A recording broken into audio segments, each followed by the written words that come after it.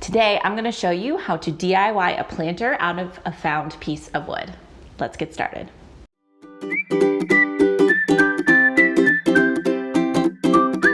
To make this succulent planter, you just need a few simple materials. You'll need a piece of wood.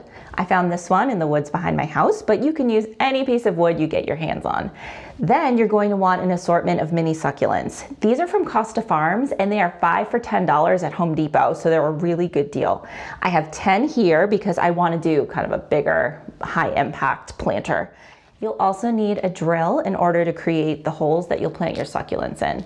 Now, you can just use any bit you have on hand and sort of drill all like tightly packed together in order to create a bigger hole. Or if you have a set of Forstner bits, that would be a good thing to use as well. I picked up this paddle bit because it was really inexpensive and it was the perfect size for these planters. So I'm gonna do the 1.5 inch, and I believe that's what these pots are as well. So now we're gonna determine where we want each of our plants to go. So we're just gonna use the little pots, and I'm just going to kind of play around with them and decide where I'd like them to go. So something like this works. I might play with this a little bit more. But basically you just want to make sure that you kind of like how the plants are working together. And then what you're going to do is you'll just take a pencil, and wherever you have a succulent, just draw a little circle so you know where each hole needs to go. Before you remove all of your succulents to start drilling the holes, make sure you take a photo of your arrangement. That way you have something to refer back to when you go to plant them again. Otherwise you're gonna forget where they go and you're gonna get super frustrated because it doesn't look the way that it did to begin with.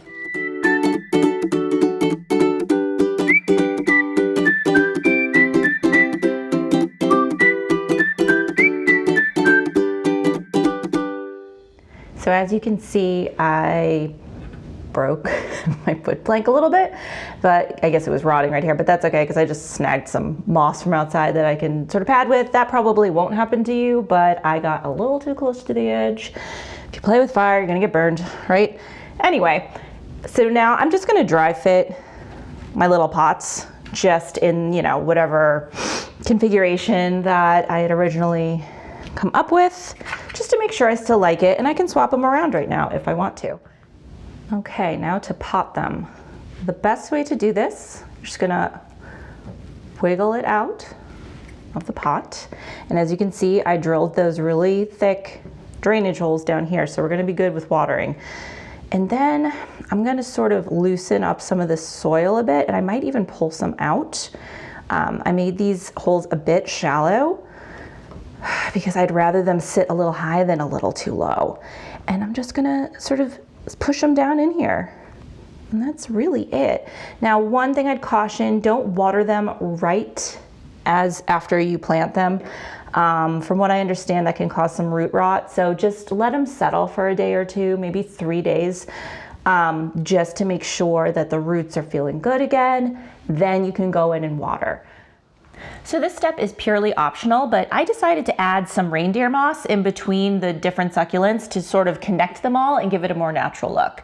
You can absolutely just stop at the step of planting your succulents, but if you do want to try this, I picked up a bag of this at the dollar store for $1. So that's an option for you if you're interested in going a little further.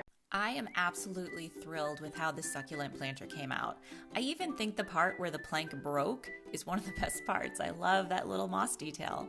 Anyway, thank you so much to Costa Farms for providing such beautiful plants. I hope you enjoyed this DIY, and I will see you next time.